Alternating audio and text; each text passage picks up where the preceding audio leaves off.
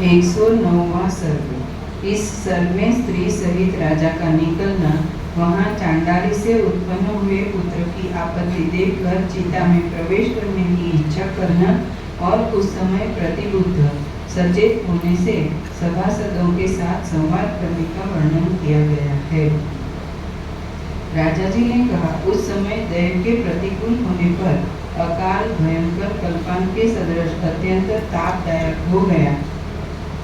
उस आपत्ति के आने पर कोई तो अपने कुटुंब और इष्ट मित्र के साथ निकलकर वैसे ही देशांतर को चले गए जैसे शरद ऋतु में आकाश से मेघ।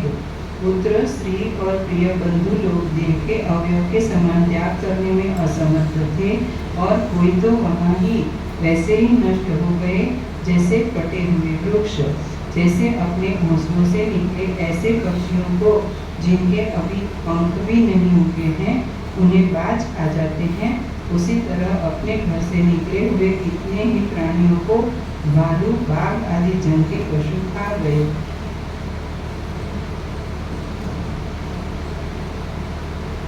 कोई तो जैसे पाखी पतिंगा दीपक में गिरते हैं वैसे ही अग्नि में प्रवेश कर गए और कितने ही पर्वत से गिरी शिलाओं के तुल्य विशाल गड्ढों में गिर गए।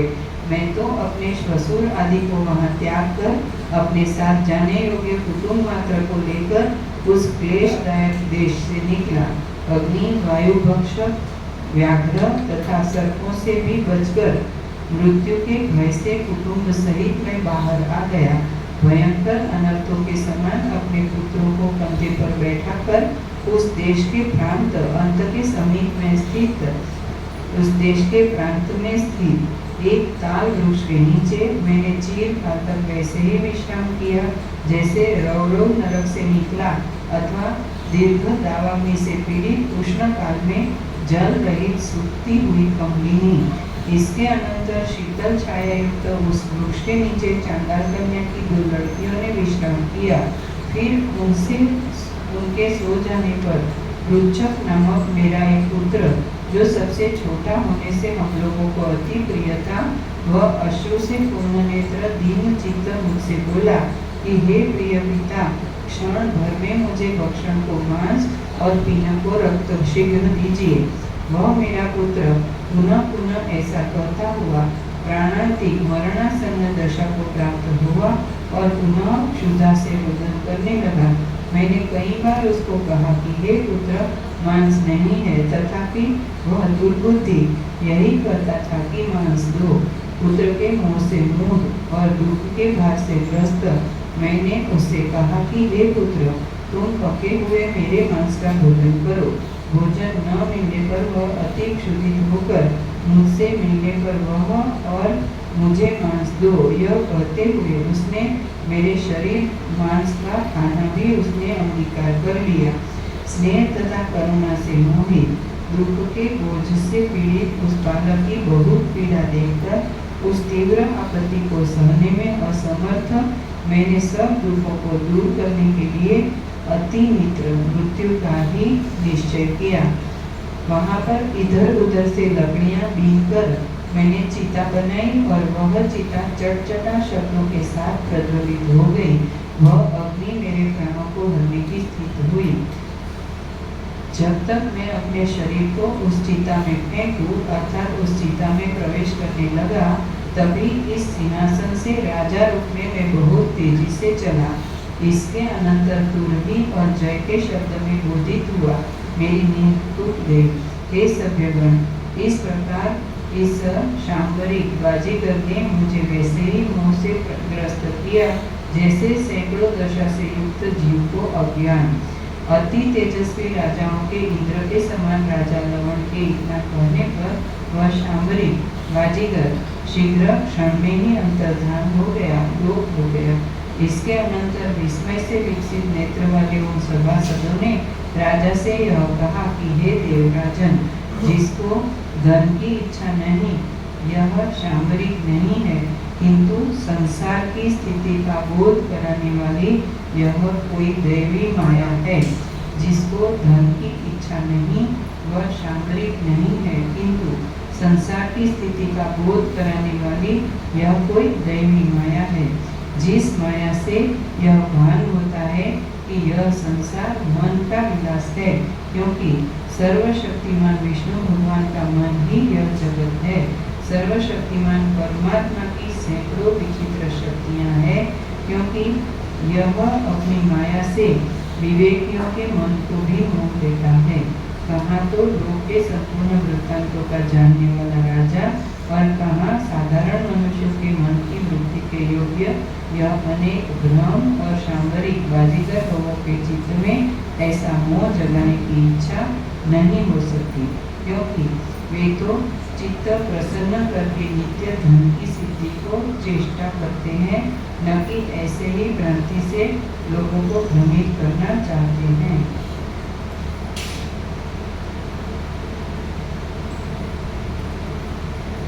अर्थात बाजीगरों द्वारा अपने कारनामों की प्रस्तुति धन प्राप्ति के लिए होती है, न कि लोगों को केवल भ्रमित करने की।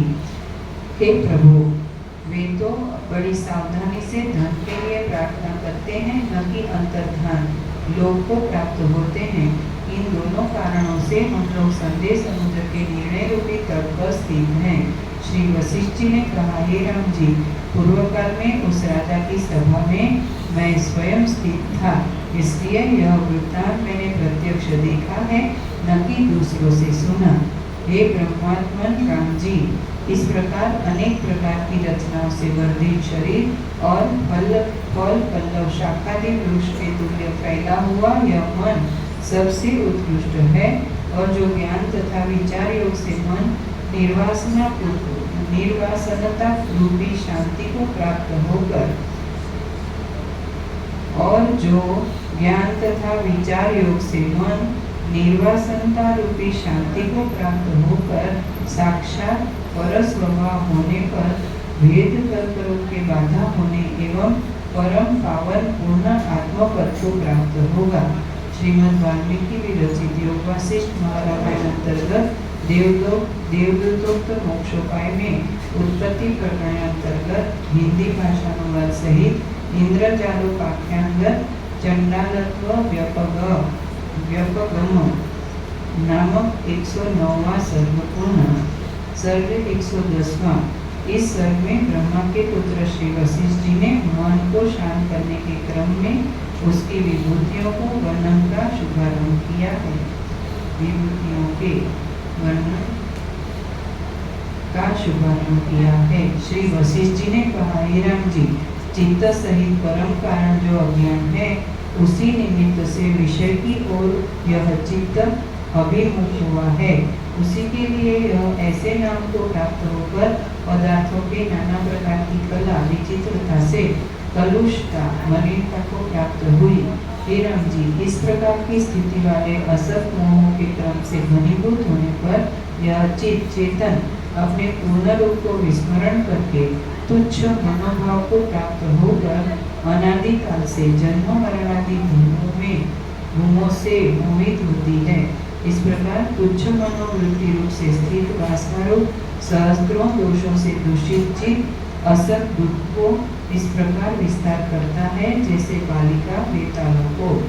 वासना के क्षय होने से निष्कलंक मनोवृत्ति वासना के क्षय होने से निष्कलंक मनोवृत्ति सब चेतन रूप को प्राप्त होकर क्षण भर में ही महादुखों को वैसे ही नष्ट कर देती है, जैसे सूर्य की किरणें अंधकार को। यह दूर को समीप और समीप को दूर करती है।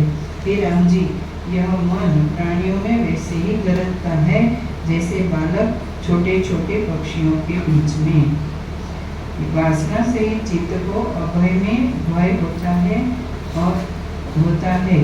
जैसे जैसे अज्ञानी बटोही के लिए दूर से स्थाणु पिशाच हो जाता है। वासना सहित चित्त को अभय में भय होता है, जैसे अज्ञानी बटोही के लिए दूर से स्थाणु पिशाच हो जाता है। वासना कलंक से दूषित मलिन यह मन मित्र में शत्रु की आशंका करता है, जैसे मादक पदार्थ से जिसकी बुद्धि भ्रष्ट है वह संसार को घूमते हुए देखता है। मन को व्याकुल होने पर चंद्रमा से भी वज्र प्रहार होता है और विष की भावना से अमृत का भोजन विष का कार्य करता है। अर्थात मन के व्याकुल होने से भला भी बुरा होने लगता है। अतः मन को व्याकुल न होने दे। वासना से आच्छादित चित्त असत स्वप्न के गंधर्व नगर आदि की रचना को देखता है और जागृत स्वप्न के तुल्य ही है। हे राम जी, प्रबल वासना ही प्राणी के मोह का मुख्य कारण है। इसलिए मूल का उच्छेद करके उसे उखाड़ देना चाहिए।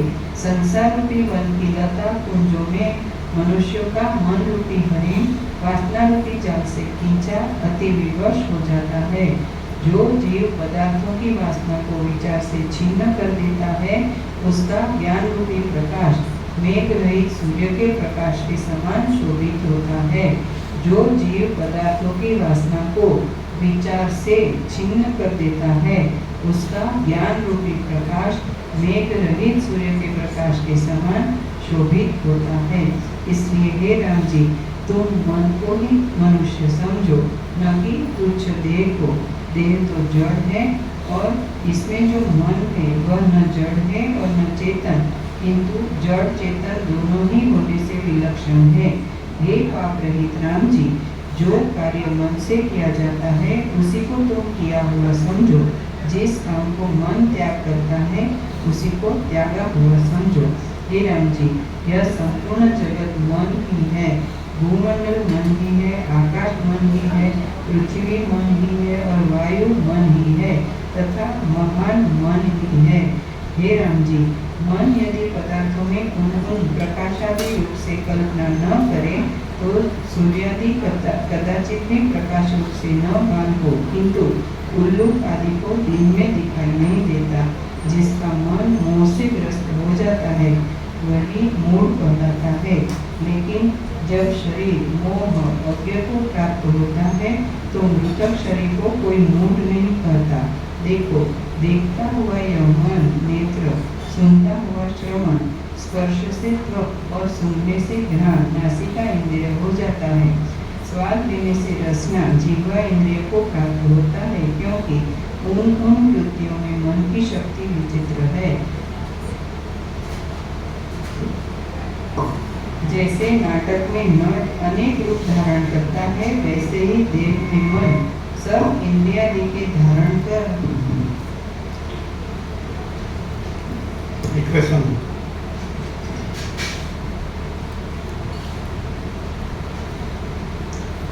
परमात्मा प्लस आभास मात्र equal to श्रुति।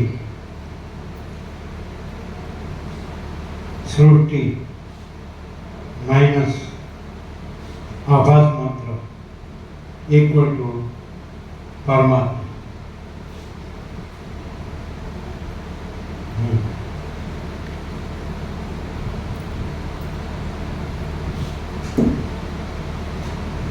परमात्मा प्लस आभास मात्र इक्वल टू सृष्टि। सृष्टि माइनस आभास मात्र इक्वल टू परमात्मा।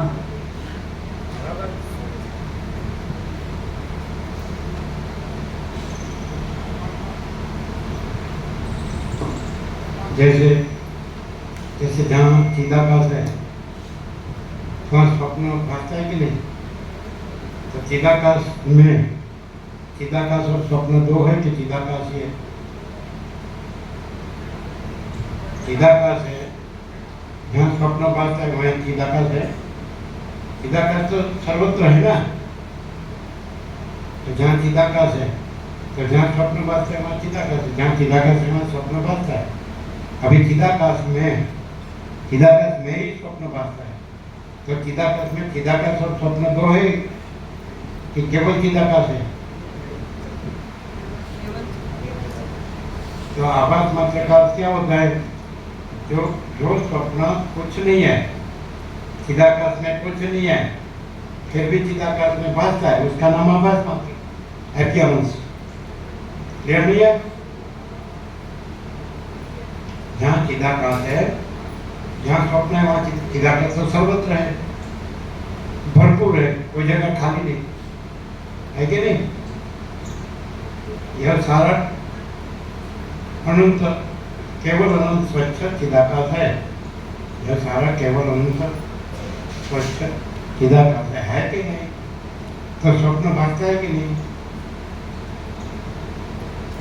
तो स्वप्न भागता है वहाँ चिदाकाश है कि नहीं, क्योंकि वो सर्वत्र अनंत भरपूर है, कोई जगह खाली नहीं।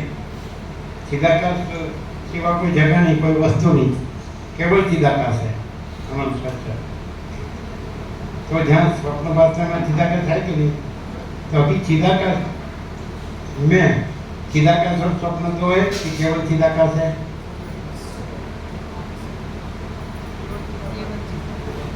तो यह सारा केवल अनंत स्वच्छ चिदाकाश है, उसमें जो कुछ नहीं ऐसा स्वप्न भासता है उसका नाम आभास मात्र है।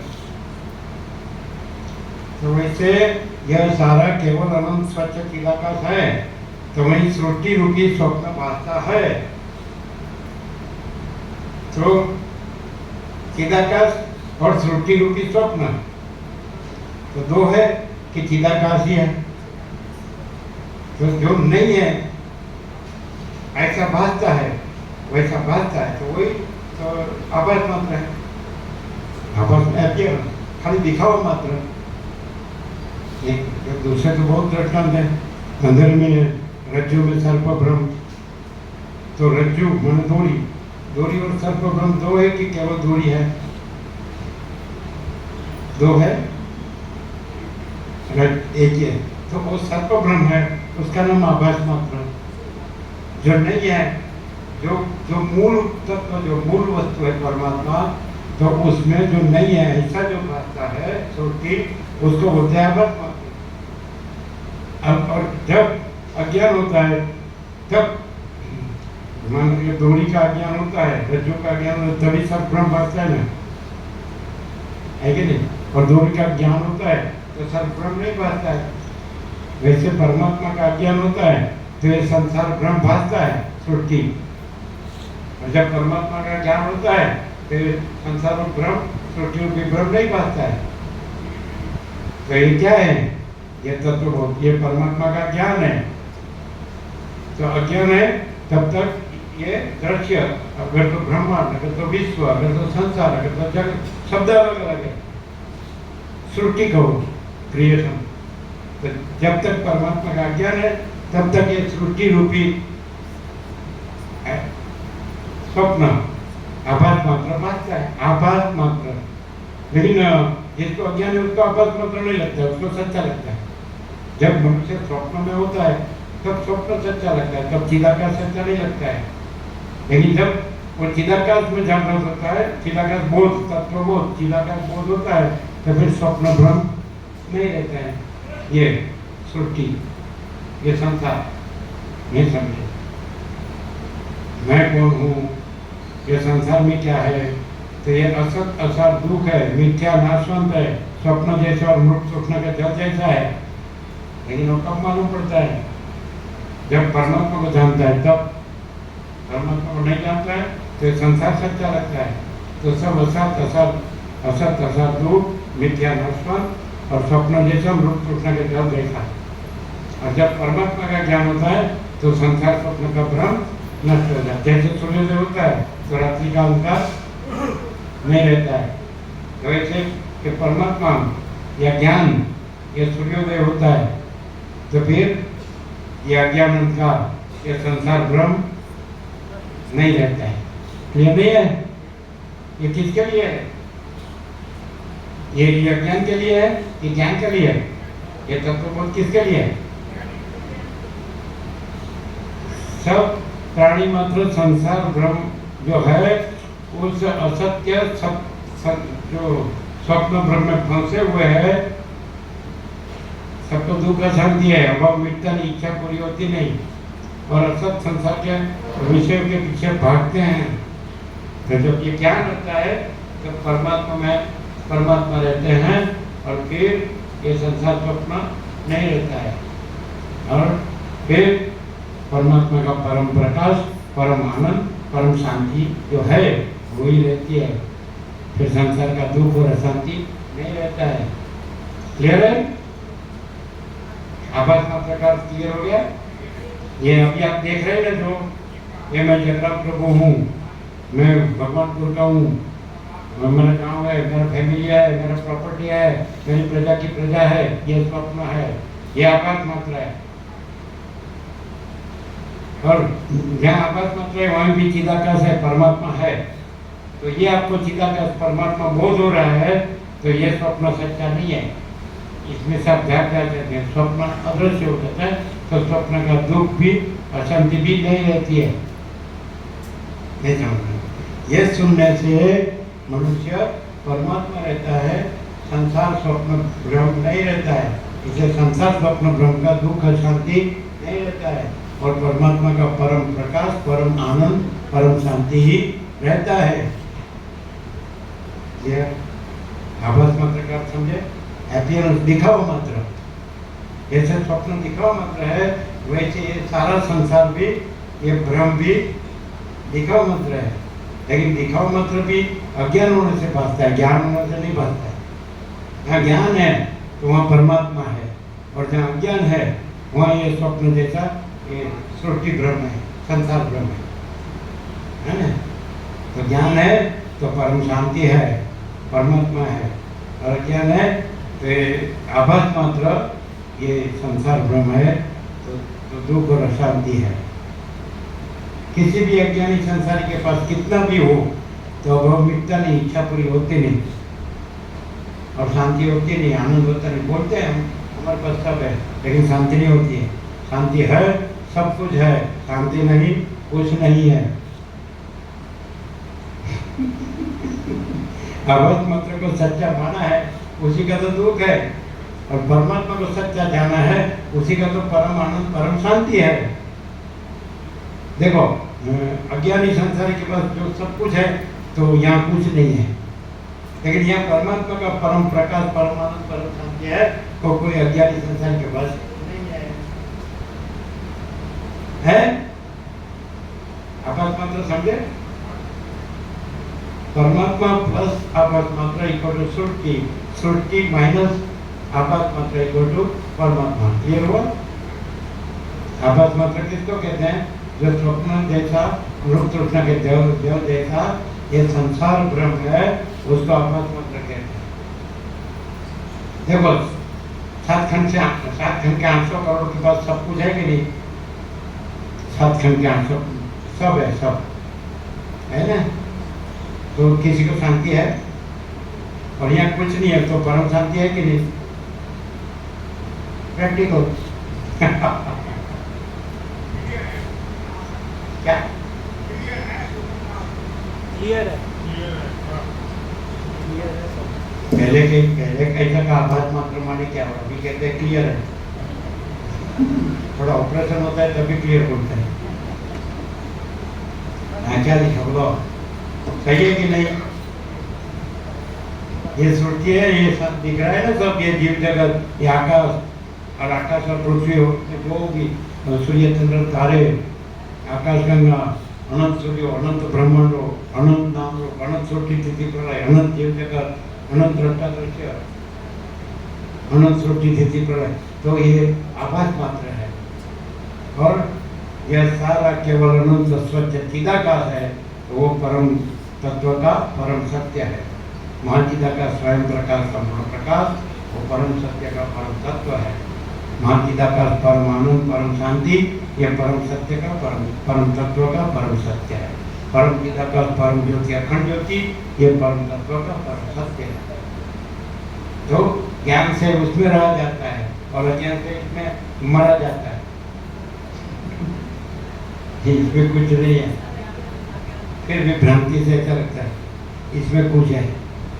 स्वप्न में कुछ नहीं है, और मृत तृष्णा के जल में भी कुछ नहीं है, फिर भी स्वप्न में कुछ लेने जाता है। मिलता है क्या? मृत तृष्णा के जल में पानी मिलता है क्या? उसको बोलते हैं जो कुछ नहीं है, ऐसा जो दिखता है चिदाकाश में, उसको बोलते हैं आभास मात्र, दिखावा मात्र, अपीयरेंस, वो कुछ नहीं। जिसको ज्ञान हो गया है वो परमात्मा रहता है, चिदाकाश रहता है, परब्रह्म रहता है, अखंड सच्चिदानंद रहता है। और जिसको अज्ञान है, ये मैं हूँ, ये मेरा है। क्लियर है?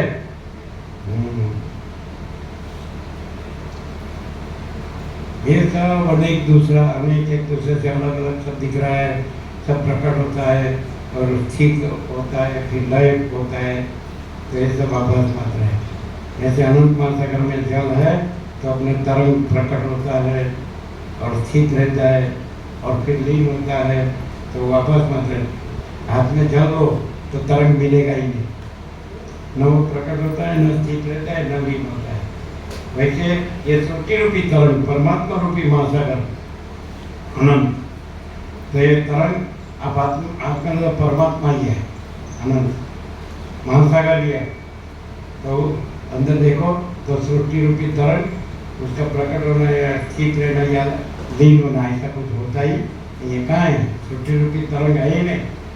लेकिन भ्रांति से, अज्ञान से ये अनंत परमात्मा महासागर में अनंत सृष्टि रूपी तरंग भासते हैं, लेकिन वो आभास मात्र है।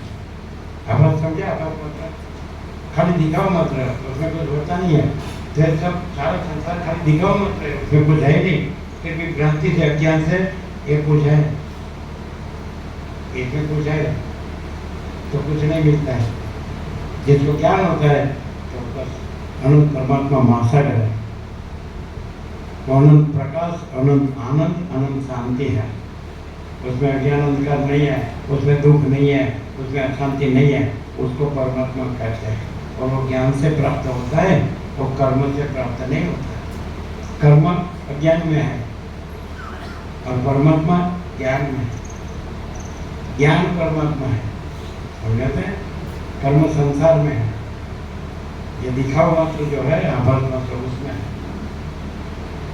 समझ में? तो इसमें मनुष्य कितना भी मेहनत करे तो कुछ नहीं उसमें मेहनत करता। जैसे स्वप्नों में मेहनत करो या मृग तृष्णा के जल के पीछे दौड़ो, कितना पानी मिलता है? मिलता है? एक छींटा भी नहीं मिलता। वैसे सृष्टि है। क्लियर?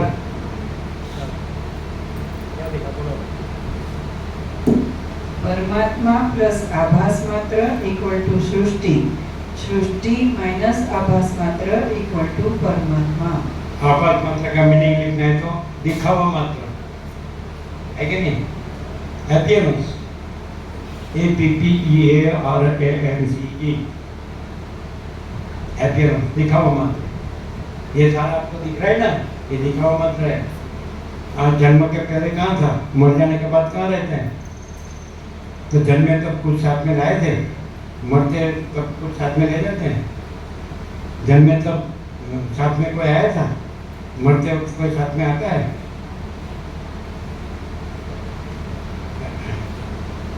और जन्मे तब खाली आ जाते हैं, मरते तो खाली आ जाते हैं। तो इसको आप कैसे सच्चा कह सकते हैं? जब जन्म के वक्त कुछ नहीं, मृत्यु वक्त कुछ नहीं, तो अभी भी कुछ नहीं। अभी भी कुछ हो तो जन्म के पहले होना चाहिए और मरने के बाद होना चाहिए। तो जो जन्म के पहले नहीं है और मरने के बाद नहीं, तो अभी भी नहीं है। तो खाली आप भ्रांति से मान रहे थे मैं हूँ, यह जगत है, यह मेरा है, उसको बोलते हैं आभास मात्र, अपीयरेंस, सच्चा नहीं है। क्लियर है? दिखाओ मात्र। तो परमात्मा प्लस दिखाओ मात्र इक्वल टू सृष्टि, सृष्टि माइनस दिखाओ मात्र इक्वल टू परमात्मा। जिसके अंदर दिखाओ मात्र कुछ नहीं है तो परमात्मा ही है। तो सहज परम शांति है। शांति है, सब कुछ है, शांति नहीं, कुछ नहीं है।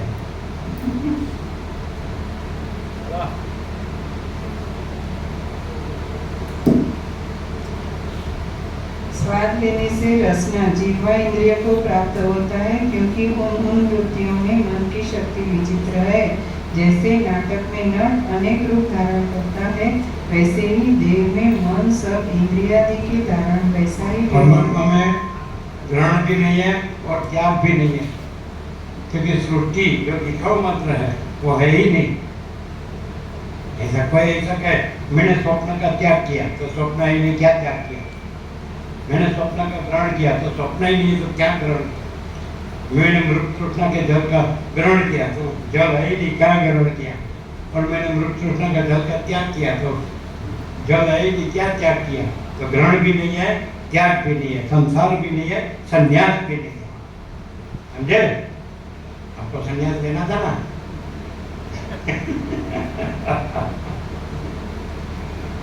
ये सर को करना पड़ता है। चलो क्लियर है? क्लियर है?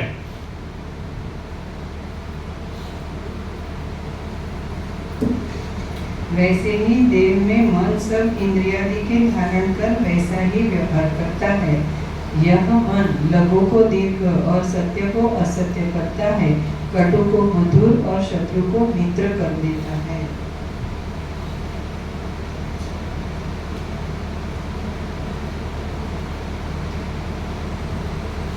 वृत्तियों में वर्तमान चित्त का जैसा प्रतिभास होता है, उस प्रतिभास से वैसा ही प्रत्यक्ष होता है और अनुभव से भी वैसा ही होता है। प्रतिभास पूर्ण के कारण से स्वप्न में व्याकुल चित्त राजा हरिश्चंद्र को एक रात्रि 12 वर्ष की हो गई, अर्थात उन्हें लगा कि एक रात 12 वर्षों की होती है। चित्त के ही प्रभाव से इंद्रद्युम्न राजा सिंहासन पर बैठे बैठे वो इंद्रजाल करने वाले ने भ्रांति कर दी उसको, तो 7 साल चंडाल के पीछे सिंहासन पर बैठे बैठे एक पल में वो चंडाल हुआ ही नहीं था, कुछ हुआ ही नहीं था, वो भ्रांति हुई थी, माया, कुछ नहीं, उसको बोलते आभास मात्र, दिखाओ मात्र, समझे? भ्रांति मात्र, ऐसा।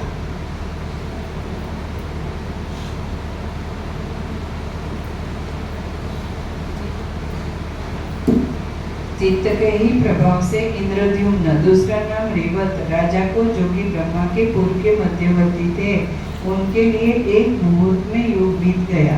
परमात्मा के स्मरण से प्रिय मन की वृत्ति से रौरव नरक का भी दुख सुख में बदल जाता है। जैसे प्रातः काल में अवश्य राज्य मिलने वाले को दृढ़ बंधन भी सुखदायी होता है। मन के जीतने से इन संपूर्ण इंद्रियों की पंक्तियां ऐसे जीत ली जाती है जैसे सूत के दग्ध होने से मोतियों की माला तितर बितर हो जाती है। हे राम जी, मन में अन्य पदार्थों की विपरीत कल्पना करने का सामर्थ्य होता है। इस विषय में क्या कहा जाए, किंतु सर्वत्र समभाव से स्थित स्वच्छ निर्विकार सूक्ष्म नित्य साक्षी रूप सब पदार्थों में अनुगत और विषय से अभिन्न चिन्मात्र आत्मसत्ता वागादि इंद्रियों की क्रिया से शून्य होने से मूक के तुल्य भी ब्रह्म को देह के साथ अभेद कल्पना से देह के समान और जड़ बनाकर यह मन अंतःकरण में तो इच्छा संकल्पादि रूप भ्रांति से और बाहर पर्वत नदी आकाश और समुद्र तथा नगर आदि की शांति रूप लीला से व्यर्थ भ्रमित करता रहता है। हे राम जी, विवेक से जागता हुआ भी यह मन अस्वादु स्वाद रहित और उच्छिष्ट स्त्री के अधर आदि जो उसको प्रिय है उसे रागादि के कारण से अमृत के तुल्य बनाता है। अमृत के तुल्य अनिष्ट वस्तु को विष के समान कर देता है। जिस मन ने पूर्ण आत्मस्वरूप का साक्षात्कार नहीं किया, वही अपने अभिमत आत्मा के चमत्कार भूत रूप वस्तुओं को रचता है। जिस मन ने पूर्ण आत्मस्वरूप का साक्षात्कार नहीं किया, वही अपने अभिमत आत्मा के चमत्कार भूत रूप वस्तुओं को रचता है। तत्वज्ञानियों का मन नहीं करता, क्योंकि मिथ्या बुद्धि से बाधित मनोविलासों में वे चमत्कार दृष्टि नहीं रखते। चेतन शक्ति से स्फुरण को प्राप्त यह मन गतिशील पदार्थों में वायु, प्रकाशशीलों में प्रकाशता, द्रवीभूतों जलादिकों में द्रवता को प्राप्त होता है और पृथ्वी में कठिनता तथा नास्ति नहीं है इत्यादि रूप से गृह्यमाण पदार्थों अर्थात आकाश आदि में शून्यता को प्राप्त होता है। और चित्त शक्ति से स्फुरित यह मन सर्वत्र अपनी इच्छा से इस स्थिति को प्राप्त होता है। हे राम जी, इस चित्त की शक्ति को देखो। देश काल के गुण के बिना ही अपनी भावना मात्र से शुक्ल पदार्थ को कृष्ण और कृष्ण काले पदार्थ को शुक्ल कर देता है। भोजन करते समय यदि मन के अन्य स्थानों में लग जाने से जीवा से मिष्ट भोजन के चर्वित भक्षण करने पर भी इसको स्वाद का अनुभव नहीं होता, अर्थात मीठा नहीं लगता। हे राम जी, जो चित्त ने देखा वही तो देखा गया, और जिस पदार्थ को चित्त ने नहीं देखा, चित्त से नहीं देखा गया, करेक्शन, चित्त से। हे राम जी, जो चित्त ने देखा वही तो देखा गया, और जिस पदार्थ को चित्त से नहीं देखा गया वह सम्मुख स्थित भी मानो नहीं देखा गया। वह मन अंधकार में नीलता अथवा छाया से विचित्र रूप जैसे रच लेता है, वैसे ही नेत्र आदि इंद्रियां भी यह अपने आत्मा ही में रच लेता है। यद्यपि इंद्रियों से दृष्ट अनुभूत पदार्थों के आकार धारण करने से इंद्रियों के ही निमित्त से मन साकार है, और इंद्रियां भी मन के अधीन पदार्थों के ग्रहण करने से मन से ही साकार होती है, यह समता है। तथापि मन इंद्रियों के उत्कृष्ट है, तथापि मन इंद्रियों से उत्कृष्ट है, क्योंकि इंद्रियां मन से उत्पन्न हुई है, न कि मन इंद्रियों से। अत्यंत भिन्न रूप से भान होने वाले जो चित्त और शरीर है, इन दोनों की एकता जिनके आत्मा में है, अर्थात मूढ़ों के समान मन को आत्मा की कोटि में जो नहीं समझते, किंतु शरीर के साथ इसको जो जड़ रूप से देखते हैं, वे यातकीय जानने योग्य आत्मा वस्तु को जानने हारे पंडित महात्मा नमस्कार करने योग्य है। हे राम जी, जो मन से रहित अर्थात वासना के नष्ट होने से मन को जीतने वाला जो महात्मा है, उसके शरीर में पुष्पों से शोभायमान केशवानी और क्रीड़ापूर्वक नेत्र के कटाक्षों को चलाने वाली अमना उत्तम स्त्री संलग्न होने पर भी काष्ठ तथा भित्ति के तुल्य कुछ विकार नहीं उत्पन्न कर सकती, अर्थात स्त्री के हाव भाव भी महात्माओं पर प्रभाव डालने में समर्थ नहीं होते हैं। वीतराग नामक मुनि ने वन में मन के अन्य स्थान आत्मध्यान में संलग्न होने पर अपने अंग में स्थित हस्त को क्रव्या हिंसक प्राणी के भक्षण करने पर भी इसको कुछ नहीं अनुभव किया, अर्थात हिंसक पशु उनका हाथ चला गया, परंतु उन्हें इसके बारे में तनिक भी पता नहीं चला, क्योंकि उस समय उनका मन कहीं और था। हे राम जी, अति दुखियों को सुखी करने के लिए और सुखियों को दुखी करने के लिए भी मुनि के मन के अभ्यास की दृढ़ता से जो भावना के अतिशय है, वे बिना परिश्रम के ही समर्थ होते हैं। देखो कितने खेद की बात है कि मन के और स्थान में लग जाने से अति यत्न से कही हुई कथा वैसे ही छिन्न जाती है, कट जाती है, जैसे कुठार से काटी हुई लता। अर्थात जब वक्ता कथा सुन रहा हो लेकिन श्रोता का मन, अर्थात वक्ता जब कथा सुना रहा हो लेकिन श्रोता का मन कहीं और हो तो कोई लाभ नहीं। भले ही वक्ता कितने ही प्रयत्न से कथा कह रहा हो, पर श्रोता के पल्ले कुछ नहीं पड़ेगा। गृह में स्थित भी प्राणी यदि मन पर्वत के ऊपर लग जाए तो स्वच्छ मेघ तथा कंदरा आदि को भ्रांति के दूध को स्वप्न में अवश्य अनुभव करता है। मन का उल्लास जब स्वप्न में होता है तब अपने अपने कार्य में समर्थ रचे हुए नगर पर्वत आदि वैसे ही दिखाई पड़ते हैं जैसे विशाल आकाश में स्वावस्था में अपने स्वरूप से आत्मा के क्षोभित होने पर। यह मन हृदय में ही पर्वत नगर आदि की पंक्तियों का वैसे ही विस्तार करता है जैसे संचलित समुद्र अपने ही आत्मा में तरंगों के समूह को। समुद्र के जल के भीतर जैसे तरंगों की माला लहर आदि निकलती है, वैसे ही देह के भीतर मन से ही स्वप्नादि अवस्था में पर्वत नगर आदि की श्रेणी निकलती है।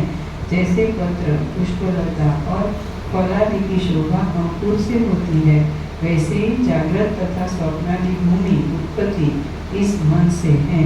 जैसे सुवर्ण से बनी हुई स्त्री सुवर्ण से पृथक नहीं है, वैसे ही जागृत और स्वप्न क्रिया की शोभा चित्त से भिन्न नहीं है। जैसे धारा, कण, तरंग और पेन की शोभा जल से ही दिखाई देती है, वैसे ही वह विचित्र विभव वाली नाना प्रकार की विचित्रता इस चित्त की है।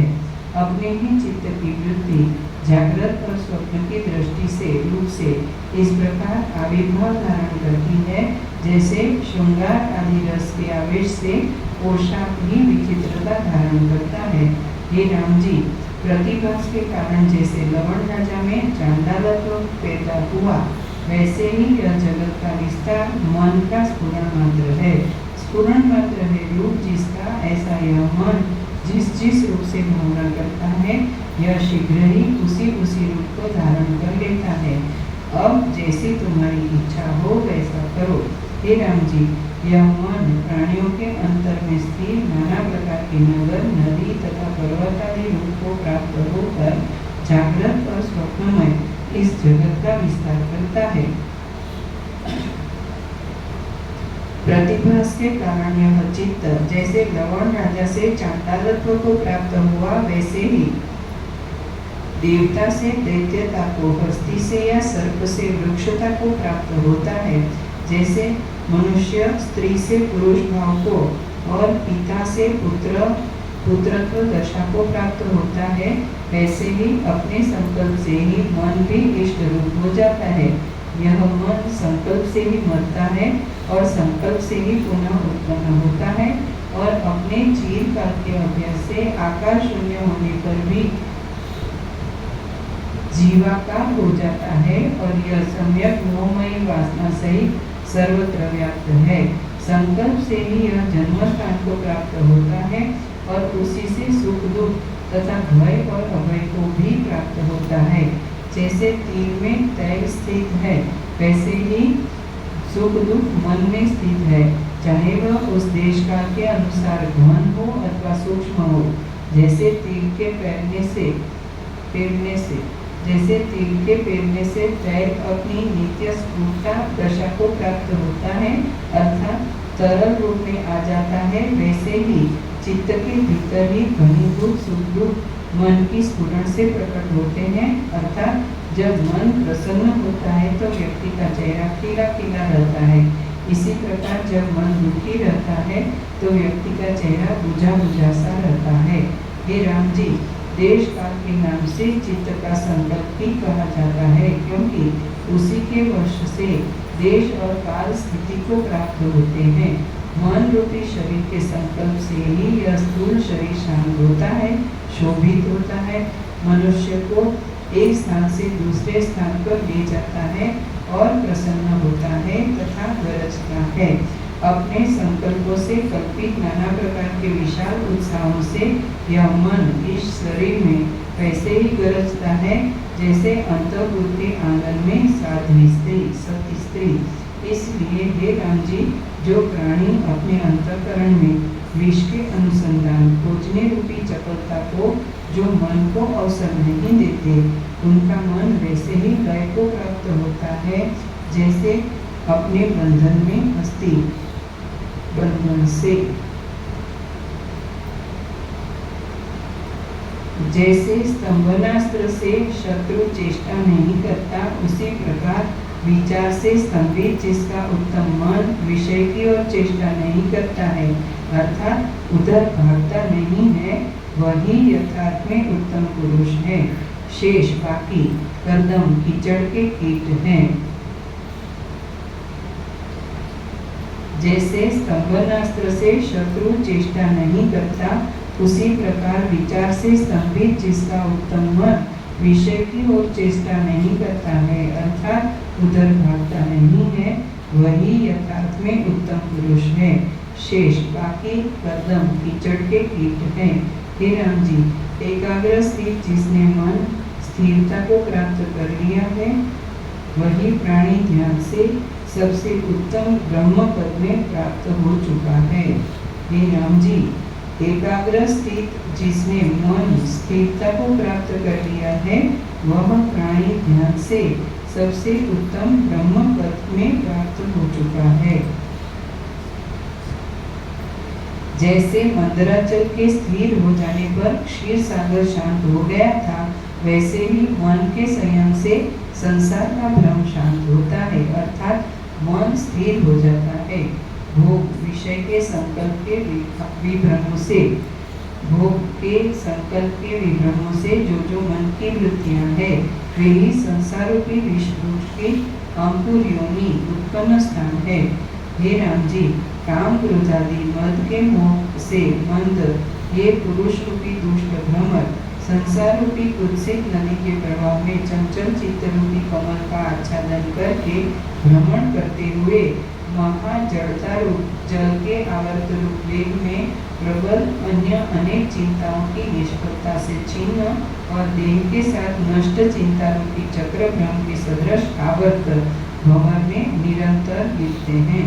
श्रीमद् वाल्मीकि विरचित योग वासिष्ठ महारामायण अंतर्गत देवदूत मोक्षोपाय में उत्पत्ति प्रकरणांतर्गत हिंदी भाषानुवाद सहित चित्त चिकित्सा पूर्वक चित्त वर्णन नामक 110वां सर्ग पूर्ण। 111वां सर्ग। इस सर्ग में यत्न से अभिमत इष्ट वस्तु अहमता ममता का त्याग। इस सर्ग में यत्न से अभिमत इष्ट वस्तु अहमता ममता का त्याग, चित्त के जीतने का उपाय और उसकी एकाग्रता आदि का वर्णन किया गया है। श्री वशिष्ठ जी ने कहा, हे राम जी, इस चित्तरूपी महाव्याधि के निवारणार्थ अपने अधीन अवश्य पुरुषार्थ साधक स्वादयुक्त और परीक्षित जो महौषधि है उसको सुनिए। इस चित्तरूपी महाव्याधि के निवारणार्थ अपने अधीन अवश्य पुरुषार्थ साधक स्वादयुक्त और परीक्षित जो महाऔषधि है उसको सुनिए। मैं उसे आपसे कहूँगा, अपने आत्मा का साक्षात्कार रूप जो पौरुष है उससे यत्न से अभिलषित वस्तु को त्याग कर चित्त रूपी वेता शीघ्र जीत लिया जाता है। हे राम जी, जो पुरुष राग द्वेषादि चित्त के दोषों से इष्ट वस्तु को त्यागता हुआ स्थित रहता है, उसने मन को वैसे ही जीत लिया जैसे दंत वाली हस्ती ने दंत रहित हस्ती। आत्म साक्षात्कार रूप यत्न से चित्त रूपी बालक की इष्ट स्थानों में जैसी रक्षा होती है और अवस्तु जो संसारी पदार्थ है उनसे हटकर आत्मरूप वस्तु में लगाया जाता है और ज्ञान युक्त भी किया जाता है। हे मनुष्य राम जी, चिंता रूपी अग्नि में संतप्त मन रूपी लोहे को चिंता के संताप से रहित करो और शांत शास्त्र तथा सत्संग से भी ठंडे मन रूपी लोह से ही तुम छेदन करो। जैसे लालना और ताड़नादि उपायों से बालक इधर से उधर बिना परिश्रम लगाया जाता है, वैसे ही चित्त को भी एक स्थान से दूसरे स्थान में लगा सकते हैं। इसमें दुष्कर कौन सी बात है? भविष्य काल में उत्तम फलदायक समाधि रूप सत्कर्म में लगे हुए मन को चिदात्मा के साथ एक करना चाहिए। अपने अधीन सर्वथा ही जो अभिलषित बाह्य विषय में वैराग्य वृत्ति है, वह जिसको पुष्कर है, वह पुरुष रूपी कीड़े को धिक्कार है, पुष्कर है। अपने अधीन सर्वथा हित जो अभिलषित बाह्य विषयों में वैराग्य वृत्ति है, वह जिसको दुष्कर है, उस पुरुष रूपी कीड़े को धिक्कार है। अरमणीय जो विषय समूह है, उसको स्वात्मा के साक्षात्कार से परम रम्य ब्रह्म रूप से भावना करके बिना परिश्रम चित्त को वैसे ही जीत लो जैसे मल्ल बालक को हरा देता है, अर्थात मन को सांसारिक विषय भोगों में न लगाकर परम रमणीय ब्रह्म में लगाना चाहिए। आत्म साक्षात्कार रूप पौरुष रूप प्रयत्न से चित्त को शीघ्र ही जीत लिया जाता है और चित्त रहित अर्थात जिसने अपने चित्त को जीत लिया है, वह पुरुष परिश्रम के बिना ही ब्रह्म को प्राप्त कर लेता है। अपने अधीन अति सुगमता से साध्य जो चित्त के निग्रह मात्र है, उसको भी जो जन नहीं कर सकते हैं, उन पुरुष शुभाओं को धिक्कार है। अर्थात ऐसे पुरुष शियार की भ्रांति होते हैं। अपने पौरुष मात्र से साध्य जो अभिलषित बाह्य विषयों का त्याग रूपी मन का प्रशमन निग्रह है, उसके बिना मोक्ष रूप शुभ गति दुष्कर है। आत्म साक्षात्कार से साध्य मन के मारण मात्र से, कामादि शत्रु से वर्जित आदि अंत रहित जो स्वराज्य सुख है उसकी इसी जीवन मुक्त देह में प्रतिज्ञा करो। आत्म साक्षात्कार से साध्य मन के मारण मात्र से, कामादि शत्रु से वर्जित आदि अंत रहित जो स्वराज्य सुख है उसकी इसी जीवन मुक्त देह में प्रतिज्ञा करो, अर्थात उसका संपादन करो। बाह्य विषयों के अनवभासमान अथवा अभिलषित मोक्ष सुख के साधन रूप मन को वश में किए बिना गुरु का उपदेश, शास्त्रों के अर्थों के विचार तथा मंत्र आदि युक्तियां तृण के तुल्य है। अर्थात मन को वश में किए बगैर गुरु और शास्त्रों का उपदेश सुनना, शास्त्रों पर विचार करना, यंत्र आदि का प्रयोग करना निरर्थक है। हे राम जी, संकल्पों के अभाव रूपी शस्त्र से चित्त रूपी वृक्ष जब समूल काटा जाता है तब सर्वरूप सर्वव्यापी शांत ब्रह्म रूप जीव को प्राप्त होता है। आत्म साक्षात्कार से साध्य संकल्प रूपी अनर्थों का निग्रह होने पर शांति आदि साधन युक्त जीवन मुक्ति को प्राप्त करने में इस अधिकारी मनुष्य शरीर में क्या क्लेश है, अर्थात कोई कष्ट नहीं है। हे राम जी, मूढ़ों के संकल्प से कल्पित दैव का निश्चय रूप से निरादर करके अर्थात उनके पीछे न भाग करके आत्म साक्षात्कार पुरुषार्थ से चित्त को अचित्त बनाओ।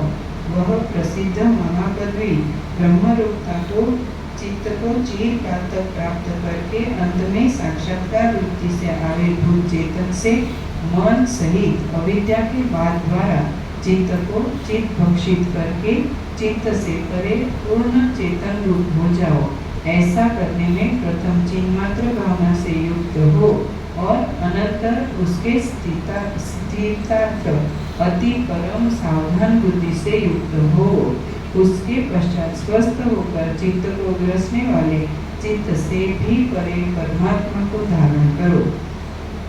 उसके पश्चात स्वस्थ होकर चित्त को ग्रसने वाले चित्त से भी परे परमात्मा को धारण करो। हे राम जी, आत्म साक्षात्कार परम पुरुष का आश्रय करके चित्त को अचित्त बनाकर उस प्रसिद्ध ब्रह्मरूप महापदवी को प्राप्त हो जाओ, जहाँ पर कदापि नाश नहीं होता है। हे राम जी, जैसे पश्चिम दिशा में पूर्व की भ्रांति रूप दीप मुंह में स्थित भी प्राची पूर्व दिशा की बुद्धि के स्थिरता रूप पुरुष के प्रयत्न से जीत सकते हैं, वैसे ही पौरुष से मन को भी जीत सकते हैं। हे राम जी, राज्यादि लक्ष्मी का मूल अनुद्वेग घबराहट का न होना ही है और अनुद्वेग से ही मन का जय भी होता है। जिस मन के जीतने पर त्रिलोकी का भी जय करना तृण है। राज्य सुख में युद्ध करने में शस्त्रों का दलन रूप दुख और स्वर्ग सुख में मर के ऊर्ध्वगमन रूप उत्पात पुनः वहाँ से पतन का क्लेश है। परंतु जिसमें शस्त्र दलन उत्पात तथा पातादि किंचित भी नहीं है, उस स्वभाव मात्र की व्यावृत्ति चित्त को विषयों से हटकर आत्मा में लगाने में कौन सा क्लेश है। अपने मन मात्र के आक्रमण में जितने जो अधम मनुष्य समर्थ नहीं है, वे संसार की दशा में भी कैसा व्यवहार करेंगे।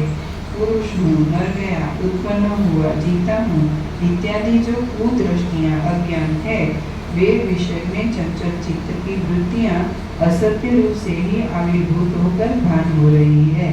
न तो यहाँ कोई मरता है और न कोई जन्मता है, क्योंकि यह मन अपना मरण तथा अपना अन्य लोक भी आप ही जानता है। वह मन यहाँ से परलोक जाता है और अन्य रूप से भासता है। जब तक मोक्ष नहीं होता तब तक मन की कल्पना से यह वार्ता होती रहती है। इसलिए मरण का भय कहाँ है। इस लोक और परलोक का रूप धारण करके परलोक में विचरे, तथापि मोक्ष पर्यंत यह सब चित्त ही है, क्योंकि चित्त के सिवा इस संसार का और कुछ भी रूप नहीं है। भ्राता पिता तथा भृत्यादि के मरने पर जो मिथ्या शोक अज्ञान वश किया जाता है, वह निर्विकार शुद्ध चेतन से पृथक रूप अपना चित्त ही है। अन्य की अपेक्षा रहित, सत्तावान, सर्वहित, माया की मलिनता से शून्य और सब प्रमाणों का शिरोभूत, श्रुति वेद से बोधित परमात्मा के स्वरूप में चित्त के उपशम लय के बिना मुक्ति का कोई दूसरा उपाय नहीं है। अन्य की अपेक्षा रहित, सत्तावान, सर्वहित, माया की मलिनता से शून्य और सब प्रमाणों का शिरोभूत, श्रुति वेद से बोधित परमात्मा के स्वरूप में चित्त के उपशम लय के बिना मुक्ति का कोई दूसरा उपाय नहीं है। इस विषय पर स्वर्गलोक, पाताललोक तथा वीर युगांतर के तत्वज्ञानियों ने बराबर विचार किया है। यह निश्चित है कि चित्त की शांति पूर्वक केवल चेतना मात्र जब तक शेष बाकी न रह जाए तब तक मुक्ति के लिए अन्य कोई भी उपाय नहीं है। सत्य तीनों कालों में अबाध्य, व्यापक, अज्ञान की मलिनता से व अतिबोध आत्मा का साक्षात्कार हृदय में होने पर मन के विलय मात्र से शांति उत्पन्न होती है। सत्य तीनों काल में अबाध्य, सत्य तीनों काल में अबाध्य, व्यापक, अज्ञान की मलिनता से व अतिबोध आत्मा का साक्षात्कार हृदय में होने पर मन के विलय मात्र से शांति उत्पन्न होती है। अति विस्तीर्ण हृदयाकाश रूप ब्रह्म चेतन में अंतिम वृत्ति से देदीप्यमान चिद्रूप चक्र की धारा में तुम मन को मारो, तब तुमको मानसी व्यथा नहीं सताएगी। जो स्त्री पुत्र आदि बिना विचारे रमणीय खान होते हैं, यदि तुमने उनके दोष ढूंढ लिए और इससे उनकी अरमणीयता को जान लिया तो चित्त के अंग सब छिन्न हो जाएंगे। यह मेरा सिद्धांत है और दृश्यमान सब प्रपंच वह चिंता माता के उत्पन्न देह अहम अर्थात मन बुद्धि आदि का समूह इदम अर्थात देह संपत्ति गृह क्षेत्र आदि और पिता आदि का उत्पन्न किया जो मेरा धन आदि, यह जो भ्रम है, यह मन इतना सब अंग है। इनकी भावना न करने मात्र से सब वैसे ही छिन्न हो जाते हैं जैसे शरद काल में आकाश का मेघ वायु से नष्ट हो जाता है। ऐसे ही कल्पना न करने से मन सर्वथा धूल जाता है और जहाँ शस्त्र अग्नि आदि के द्वारा नाश करना होता है शत्रु आदि का, वहाँ भय भी होता है। अर्थात मन में सांसारिक विषय भोगों पर विचार नहीं किया जाए तो वह किसी भ्रम में नहीं फंसता है। स्वाधीन, अनायास, बिना परिश्रम, साध्य, स्वाधीन, अनायास, साध्य, स्वच्छ, जो कल्पना का अभाव है उसमें क्या भय है और यह कल्याणकारी है, यह अकल्याणकारी है। इस बात को तो बालक तक जानते हैं। बालक के समान निर्बल मन को उदार कल्याण के मार्ग पर ले चलना योग्य है, क्योंकि युवा सिंह के समान मन क्षय करने के अयोग्य है। जो महात्मा जन ऐसे मन को मारते हैं अर्थात मन के अनुसार विषय भोगों में नहीं फंसते हैं, वे सबसे उत्तम हैं और अन्य लोगों को भी वे मोक्ष देने में समर्थ हो जाते हैं। जो महात्मा जन ऐसे मन को मारते हैं अर्थात मन के अनुसार विषय भोगों में नहीं फंसते हैं, वे सबसे उत्तम हैं और अन्य लोगों को भी वे मोक्ष देने में समर्थ हो जाते हैं। संकल्प रूपी क्लेश से भयंकर अनेक प्रकार के भ्रमों का उत्पन्न करने वाली विपत्ति उसी प्रकार उत्पन्न होती है जैसे मरुस्तर में मृतृष्णा की नदियाँ, चाहे कल्पांत के पवन बहे, सब समुद्र उमड़कर एक हो जाए और 12 सूर्य तपे, परंतु मन के मारने वाले अमनस्क प्राणी की कुछ भी हानि नहीं होती है। अर्थात ये स्थितियाँ भी मन के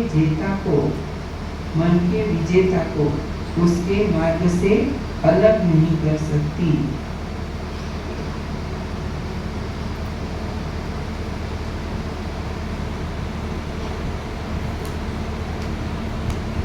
हे राम जी, मन रूपी बीज से ही सुख दुख रूप, शुभ अशुभ और इन सातों लोक रूपी पल्लव संयुक्त संसार रूप मन के खंड उत्पन्न होते हैं। हे राम जी, केवल असंकल्प से साध्य संकल्प सिद्धियों का दाता जो संकल्प की शून्यता रूप साम्राज्य है, उसमें परम आत्म पद रूपी सिंहासन का अवलंबन करके स्थित हो जाओ। क्रम में क्षीण होता हुआ यह मन अनिर्वचनीय उत्तम सुख को वैसे ही देता है जैसे ताप की शांति के सुख चाहने वाला और अंगों की रक्षा चाहने वाले मनुष्य को क्षीयमाण भस्मीभूत काष्ठ का अंगार। लाखों ब्रह्मांड रूपी कुटी यदि मन को अभिलषित हो तो वे भी परमाणु चेतन के भीतर ही स्पष्ट पृथक पृथक दिखाई देते हैं। संकल्प मात्र की विभूति अनेक है। उन ब्रह्मांडों को सिद्ध करने वाला संकल्प मात्र ही जन्म मरण आदि भू अनेक अनर्थों का उत्पादक मन को निरंतर अभ्यस्त नित्य उदित संतोष मात्र विभव से जीत करके सबके ऊपर विजय प्राप्त करो, अर्थात उन्हें अपने अधीन कर लो। हे राम जी, आत्मवेत्ताओं के भी सम्मत परम पावन निर्मनस्क तथा विषमता रहित वृत्ति शांत जो अपरिमित अहंता के भीतर अवशिष्ट बाकी जन्मादि विकार शून्य परम पद तुमको प्राप्त हो। हे राम जी, आत्मवेत्ताओं के भी सम्मत परम पावन निर्मनस्क तथा विषमता रहित वृत्ति शांत जो अपरिमित अहंता के भीतर अवशिष्ट बाकी जन्मादि विकार शून्य परम पद तुमको प्राप्त हो। श्रीमद् वाल्मीकि विरचित योग वासिष्ठ महारामायण अंतर्गत देवदूतोक्त मोक्षोपाय में उत्पत्ति प्रकरणांतर्गत हिंदी भाषानुवाद सहित चित्त चिकित्सा नामक 111वां सर्ग पूर्ण 112वां सर्ग। इसमें चिन्मात्र की वासना के अभ्यास तथा उसकी एकता के दृढ़ निश्चय से चित्त के नाश का उपाय और वासना के त्याग का वर्णन किया गया है। श्री वशिष्ठ जी ने कहा, हे राम जी, जिस पदार्थ में जिस अभिलषित निमित्त से जैसी प्रबलता से तीव्र वेग से युक्त मन होता है, उस पदार्थ में उसी निमित्त से वैसा ही अपना वांछित देखता है। हे सौम्य राम जी, जैसे जल में बुदबुदों की पंक्तियां बिना निमित्त स्वभाव से ही उत्पन्न होती है और नष्ट होती है, वैसे ही मन की यह तीव्र वेगिता उत्पन्न होती है और मरती भी है। जैसे तुषार, पाला का बूंद शीतलता तथा काजल की कृष्णता है, वैसे ही तीव्र और तीव्र मात्र शरीर धारिणी चंचलता मन का रूप है। श्री राम जी ने कहा, हे भगवान, मन अति चंचल है और उसका वेग जो संपूर्ण तीव्र वेगों का मुख्य कारण है, बल से भी कैसे निवारण किया जाए। श्री वशिष्ठ जी ने कहा, हे राम जी, इस ब्रह्मांड में चंचलता से शून्य मन कहीं भी नहीं दिखाई पड़ता। चंचलता मन का ऐसा धर्म है जैसे अग्नि की उष्णता। जगत का कारण माया संबंधित चैतन्य रूप चित्तत्व में स्थित जो चंचल क्रिया शक्ति है, उसी को जगत के आडंबर रूप वाली मानसी शक्ति तुम जानो। जैसे स्पंद गतिशीलता और उसके अभाव शांत रूपता को छोड़कर वायु की कोई सत्ता भी नहीं है, उसी प्रकार चंचल स्पंद के सिवाय चित्त की कोई सत्ता ही नहीं है। जो चंचलता से हीन है वह मन मृतक कहलाता है, अर्थात मन का चंचल होना मनुष्य की सजीवता का द्योतक है। हे राम जी, मन के विलय मात्र से दुख की शांति होती है और मन के स्फुरण मात्र से परम दुख मिलता है। प्रबलता से उठा हुआ यह चित्त रूपी राक्षस बड़ा दुख उत्पन्न करता है। सुख के लिए और देश काल तथा वस्तु से अपरिचिन्न अनंत मोक्ष भोगने के लिए उस मन को तुम गिराओ, अर्थात अपने वश में करो। वासना का पद स्थान है नाम जिसका, ऐसी जो मन की चंचलता है उसी को अविद्या कहते हैं। तुम विचार से उसका नाश करो। अंतर्गत है चित्त की सत्ता जिसके, ऐसी जो वासना रूप अविद्या है उसकी विलीनता लय के द्वारा बाह्य विषयों को त्याग करने मोक्ष रूप से परम कल्याण की प्राप्ति होती है।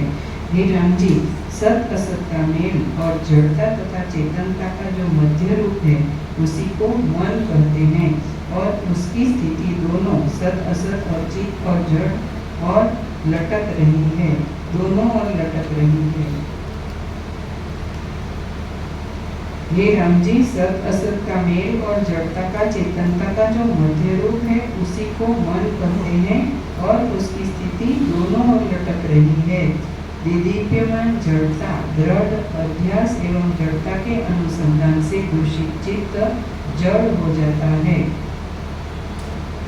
देदीप्यमान चिद्रूपता और विवेक के अनुसंधान तथा चिदंश के दृढ़ अभ्यास से देदीप्यमान चिद्रूपता और विवेक के अनुसंधान तथा चिदंश के दृढ़ अभ्यास से मन चित्त के साथ एक रूप हो जाता है।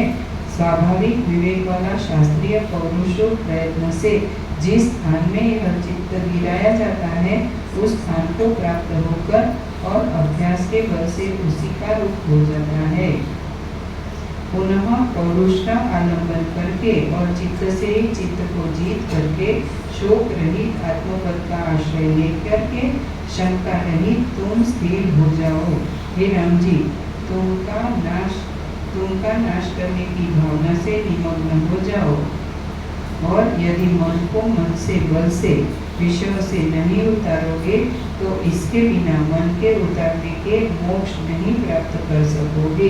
अर्थात मोक्ष प्राप्ति का यही उपाय है कि बलपूर्वक विषयों को मन से अलग किया जाए।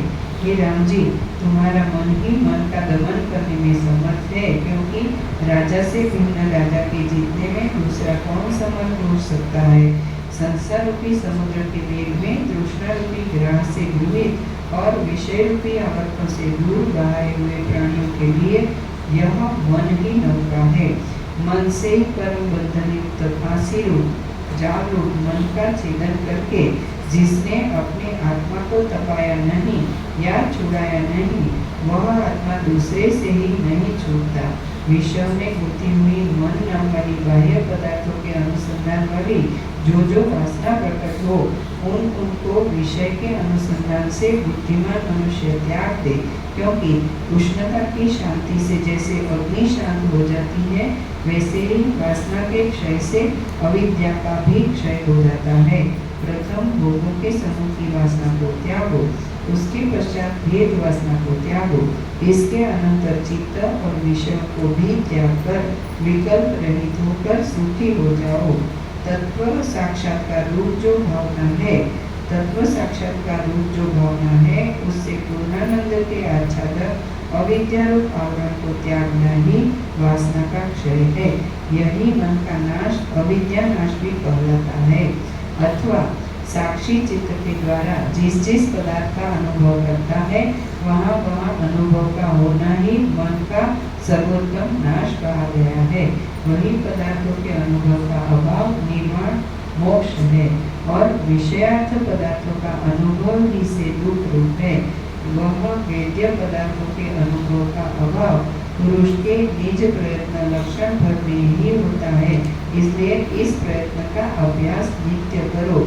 हे राम जी, जो विषय तथा उनके प्राप्त करने के उपाय जो तुम्हारे मन में स्थित है उन सबको मिथ्या जानो। वे विषय आदि बीज के मुख से निकलते हुए अंकुर के समान जिसके हैं, ऐसे अस्त बीज मन को भी अज्ञात वासना बीजों के साथ त्याग कर नित्य तृप्त हो जाओ। विषय जनित हर्ष शोक को कभी न प्राप्त हो। श्रीमद् वाल्मीकि विरचित योग वासिष्ठ महारामायण अंतर्गत देवदूतोक्त मोक्षोपाय में उत्पत्ति प्रकरणांतर्गत हिंदी भाषा अनुवाद सहित मुखर वेणोपदेशांश कथन नामक 112वां सर्ग पूर्ण। सर्ग 113वां। इस सर्ग में सब दुर्वासनाओं का नाशक, विविध विचारों से युक्त और द्वैत की मिथ्यात्व बुद्धि से दृढ़ जो तत्व ज्ञान है उसका वर्णन किया गया है। श्री वशिष्ठ जी ने कहा, राम जी, दो चंद्रों की भ्रांति के समान यह वासना असत्य ही प्रकट है, इसलिए यह त्यागने के योग्य है। असत्य यह अविद्या विवेक विज्ञान से शून्य प्राणियों के लिए मानो विद्यमान नहीं है। विवेकियों की दृष्टि में परमार्थ रूप न होने के कारण वंध्या पुत्र के समान नाम मात्र के लिए अंगीकार की गई है, इसलिए वह कहाँ है। हे राम जी, तुम अज्ञानी न हो किंतु सम्यक रूप से विचार करो और तत्वज्ञानी बनो, क्योंकि आकाश में दूसरा चंद्र नहीं है यदि वह प्रतीत होता भी है तो केवल भ्रांति से। इस संसार में तत्व ब्रह्म के सिवा भाव अभाव कुछ भी नहीं है। इस संसार में तत्व ब्रह्म के सिवा भाव अभाव कुछ भी नहीं है। जैसे तरंगमाला युक्त विशाल समुद्र के जल के समूह के सिवाय कुछ नहीं है, अर्थात समुद्र से अलग तरंग कुछ नहीं है। हे राम जी, भाव अभाव युक्त जो असन्मय पदार्थ है वे अपने संकल्प से पृथक कुछ नहीं है। इन पदार्थों को नित्य माया के बंधन से वर्जित व्यापक और शुद्ध आत्मस्वरूप में मत आरोपण करो। जब तुम करता नहीं हो तब इन क्रियाओं में तुम्हारी ममता क्यों है? क्योंकि जब एक अद्वितीय परमात्मा ही विद्यमान है तो किससे किस प्रकार क्या किया जा सकता है? अथवा हे प्राज्ञ राम जी, तुम अकर्तृत्व के अभिमानी भी मत हो, क्योंकि अकर्तृता के अभिमान में उपादेय ग्राह्य और अपने प्रयत्न से साध्य फल क्या है? कुछ नहीं। हे रघुवंशियों में श्रेष्ठ राम जी, अभिमान के न होने से तुम कर्ता होने पर भी सक्त न होने के कारण अकर्ता हो। इसी प्रकार अकर्ता होते हुए भी उस अकर्तृता में अभिमान तथा सक्त न होने से कर्ता भी हो, तब निष्क्रिय आत्मदर्शी अकर्ता के समान देवरूप क्रिया से आत्मक्रिया की भ्रम रूप तुम्हारी कर्तृता कहाँ? यदि कर्तृता सत्य होती तो वह उपादेय होती, और असत्य होती तो वह त्याज्य होती, क्योंकि क्रिया के फल की मुख्य सत्य उपादेयता में प्रसक्ति होने से कर्म में आसक्ति युक्त है और फल के मिथ्यात्व में नहीं। और जहाँ पर सब कुछ इंद्रजाल मायामय वस्तु शून्य है, वहाँ पर क्या आस्था है? और ये उपादेय त्याज्य व्याय दृष्टि भी कैसे हो सकती है? हे रघुश्रेष्ठ राम जी, यह संसार के बीच की कणिका अविद्या अविद्यमान भी है, परंतु विद्यमान के तुल्य विशाल रूपता को प्राप्त है। हे राम जी, यह कृत्रिम वेशधारिणी सार शून्य संसार के आरंभ करने वाली चक्री का छोटी चाप है। इसको जो मोह देती है उस चित्त की वासना जानो। इसको जो मोह देती है उसे चित्त की वासना जानो। यह सुंदर बांस की लता के समान अंत में शून्य निसार कोटर वाली नदी के तरंगों की माला के समान विशेषकर उच्छिन्न कटी हुई होकर भी नाश होती नहीं है। हस्त से ग्रहण की जाती हुई भी यह ग्रहण करने योग्य नहीं है। यह झरने के तरंग के समान कोमल होने पर भी तट के वृक्षों का पक्ष में संसारासक्त जीवों को छेदन करने से अति तीक्ष्ण अग्रभाग संयुक्त है। कार्य करने में समर्थ कारण समूह सहित यद्यपि यह भासती है, तथापि सत्पुरुषार्थ में इसका कुछ भी उपयोग नहीं होता है। ऐसी सत्य तरंग शून्य प्रतीति मात्र शोभायमान आकार में समाप्त तृष्णा की नदी के तुल्य यह दिखाई पड़ती है। कहीं वक्र टेढ़ी, कहीं स्वच्छ, कहीं दीर्घ, कहीं लघु छोटी, कहीं स्थिर और कहीं चंचल यह भासती है, जिसके प्रताप से आविर्भूत उत्पन्न ये सब पदार्थ परस्पर भेदभाव को प्राप्त होते हैं। यह भीतर से शून्य होने पर सर्वत्र सार विशिष्ट सुंदर दिखाई देती है और कहीं स्थित न होने पर भी सर्वत्र दिखाई देती है। जड़ होने पर भी यह चेतनमयी मन की चंचलता को जिताती है और एक निमेष भी कहीं न ठहरने पर स्थिरता की आशंका उत्पन्न करती है। अग्नि ज्वाला के समान सत्वगुण से शुद्ध वर्ण होने पर भी तमोगुण से मशी के समान मलिन वर्ण और परमात्मा की ही प्रताप से यह विरचती है। उसी के साक्षात्कार से खंडित भी होती है, उसी के साक्षात्कार से खंडित भी हो जाती है। आत्मा के प्रकाश में भी ज्ञान और अज्ञान अंधकार में भी शोभित होती है। नाना प्रकार के वर्णों से विलासिनी शुष्क ही शोभायमान मृग तृष्णा की नदी के समान यह है। ओम ओम ओम।